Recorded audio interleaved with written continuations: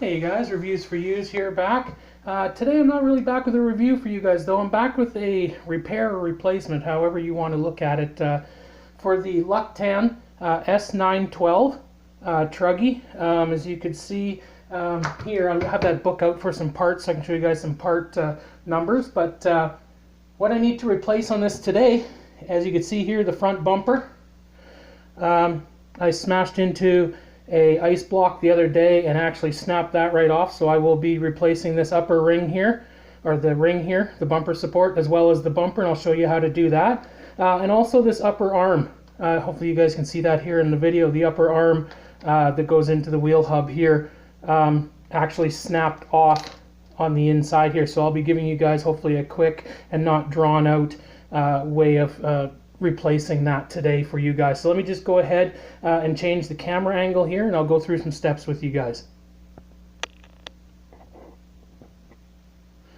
Alright, well hopefully that there is a much better angle for you guys. Just a quick go over the parts here so I don't have to keep repeating it as I'm doing it here for you guys. The parts we're going to be replacing today are the upper left arm, which is right here. The part number, hopefully you guys can see that. If not, I'll just read it off here. It's the top number, 911-SJ07. So it'll be the upper arm, and usually when you order these things, you do get both of them together. Fortunately, I had a second buggy, so I was able to just take all the parts I need off of that.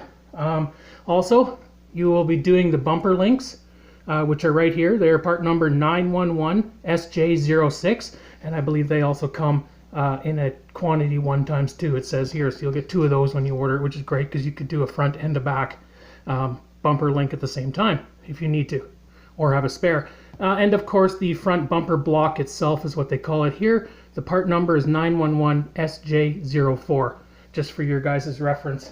I may not have all those part numbers down in the description when I do up the description, but I will have the links to the GP Toys website for you, and you can order them directly from there. But you could also search out Amazon and other sites as well where you would be able to pick up these parts. That's just there for a quick reference. Let's go ahead here. Obviously the first step you're going to need to do, I'll do the upper arm here for you guys first. Hopefully that's in frame. So we're going to have to take this wheel off just because this one nut, or the one bolt, and hopefully you can see that, is back here underneath the wheel, and there's no way to get to that without taking the wheel off. So you can use your supplied hex key wrench that came with it and take off your 12, I believe it's a 12mm wheel nut here. You could just quickly get that off, or as quick as you can anyways. Hopefully this video doesn't draw out, guys, and if it does, I apologize. I will be pausing it on and off frequently just to give you guys a little bit of a break from that. So actually, one thing I do want to say is when this did snap off on me yesterday, it actually popped out of the top, I can't remember what the heck it's called right now, this little ball joint here, sorry, at the top. It did pop out, which actually got my wheel to turn right down flat. It was actually, see, it's kind of stabilized for some reason there, but it was actually, or sorry, out of the bottom. It popped, nope. Yes, it popped out of the bottom one here. Sorry about that, guys. It popped out of the bottom one here, and then my wheel was actually flopped right sideways like this, and it was dragging on the ground. It actually started to wear out a bit of my tire, as you could see here. Not a big deal. You can get those online as well. We'll just set that aside for now. And in order to do this now, we do have to pop this old arm off, as you can see here. And my favorite tool for that is actually just I believe it is a staple puller or a small finishing nail puller that came with a screwdriver set that I have. And because of its tapered design, you're able to get in right up underneath this ball joint on either side of it. Give it a couple of little wiggles back and forth, and it should just pop off like so.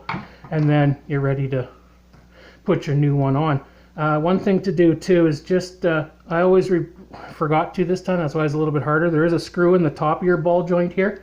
You might want to remove that. What that does is it, when it's in there, I believe it actually spreads out this plastic a little bit and just makes it a little bit tighter of a fit. So you can remove this screw right out, and then, or just loop back it off. And then of course you can put your arm back on. Now, one thing I do want to point out is they do come in left and rights, so you will want the one that has this indent facing towards the front of the vehicle, like out towards the bumper, just because it needs to go around this shock here. You can then just put this down over the top. I just put some pressure on it and you can hear it snap into place like that, and then you know that that's in, and then you just tighten up your screw again. And don't over tighten. I just go down until it's just a little bit snug. There we go. I think I bottomed out. There we go. And then just give it maybe an eighth of a turn more. Just and you could tell actually it seemed to have snugged up just a little bit, like it's not as free moving as it was without that screw in there. You can actually see that it's kind of holding it up in the air a little bit. So that's when you know you're pretty good. You could back it off a little bit, but it's not going to make much of a difference. It's not going to slow the vehicle down at all. So now that that's replaced, we have to get the broken part out of the top up here still, but we notice that this bumper ring and everything is in the way. So let me get set up for that, and then we'll come back and I'll show you the steps in that. All right, well, I grabbed my favorite screwdriver for that. They do give you the one, if you watch my unboxing video a little while ago, they do give you a screwdriver that comes with the remote control car, but I've noticed that the metal's a little bit soft, and after time it started to round out a bit up here. It's nice that they supply that. It does something for you, but it's not the best. So I just went out and got my own little kit here, just a cheap kit that I picked up at a local hardware store. Lots of different tips in it. And the tip that I found best that works for most of the screws, actually pretty much all the screws on this, it's a CRV, so it's chrome vanadium, not that that matters, it's just a harder steel. It's a CRV and it's a posi size number 1. I don't know if you're able to see that there or not. Probably not, but that's what it is. I'll just focus on here for you. As you can see, it's a posi number 1. So that tip there actually fits really, really good down into everything, and without any skipping, a nice positive thing. And when you're tightening down these screws and loosening them, it's good to have a good screwdriver for that. So this here needs to come out. So you just get these out in order to get to the screw behind it. And like I said, this is being all replaced today anyways. So either way, whether it is or not, these still have to come out. And a lot of the screws too, you'll notice, are different. This particular screw is a flathead. You can maybe see that there, you maybe not. And some of the other screws are rounded. Anything that has to do with, say, under the chassis that could have contact with the ground, like underneath here, it's all flat screws. Anything else like down here with your control arms and things like that, your A-arms, they're all rounded just because there's nothing to really get caught up on, so they don't worry about putting flat screws there, which is fine. Now that those screws are out, we should be able to pull that broken piece out, and that will be replaced with the new one after I get the arm put back in. You don't want to go and make the mistake of putting this in now and obviously not being able to put your upper arm here, which is the whole meaning of why we're here today. The bumper is just, you know, an added thing. One thing else I want to point out is that with this link, here's the new bumper. Just so you know, there is 2 holes here that these 2 spots go into. You could commonly and quite easily make the mistake of putting it in like so. In doing that, let me just show you here. It won't line up. Nothing will line up properly. These 2 pegs right here have to actually go into these 2 holes here. Hopefully you can see those on the front, these 2 darker spots. That's where these 2 pegs here will go into. And if you have this loop here, hopefully you can see that, there we go, facing in the downward, as it gets screwed together, it's actually in a downward position. As you can see, that is incorrect. It actually goes the other way. So if you take it out and you flip it over, you actually, I'm trying to get some light in the background here so you can see what I'm talking about.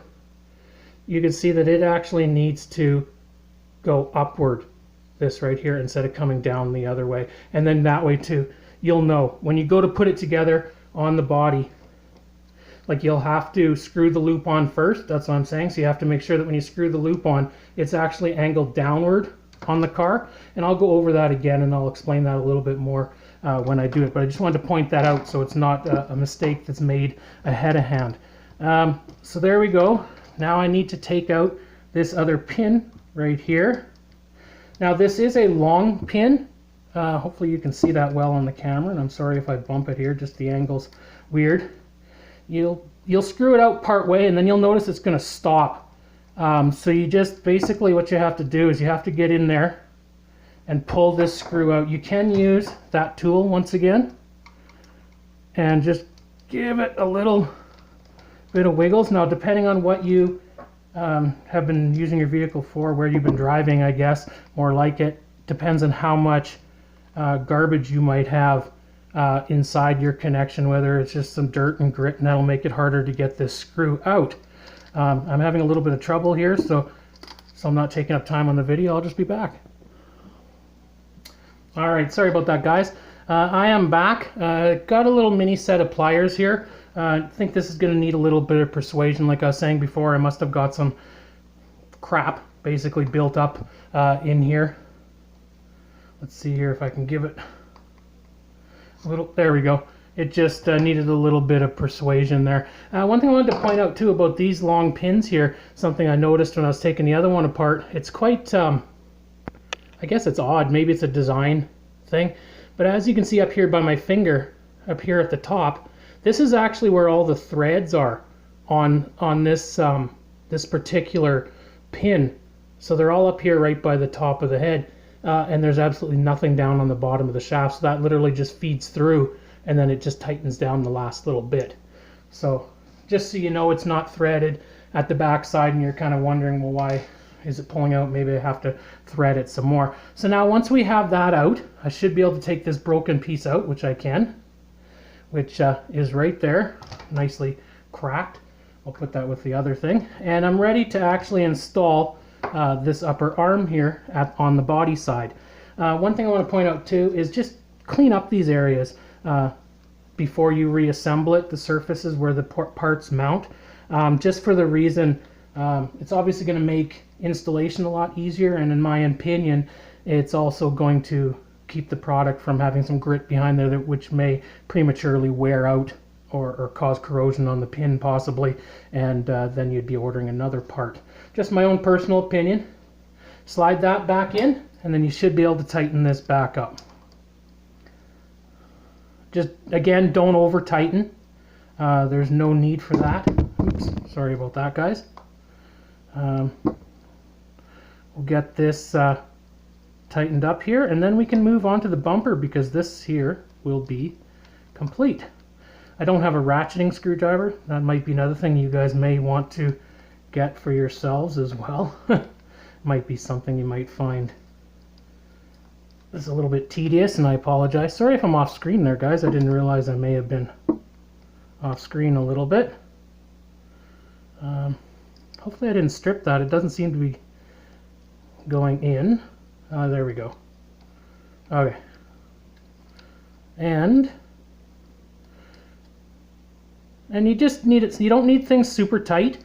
I noticed on this, once you get it done, just give it a couple bounces, see how freely that works, and then you should be good to put the wheel back on. But I'm going to leave the wheel off for now because we still need to do this bumper here. Not only after removing the ring at the top, you're also going to have to remove some screws on the underside here as well for this piece to slide out. And then we'll go back into the assembly. We'll just flip this over here, and all you need to do is loosen these front two screws. Hopefully you can see that. I'll get some light on there. You don't need to undo them all. You just need to undo these front two, and then this piece will slide out. So we'll go ahead and do that, and I'll be back.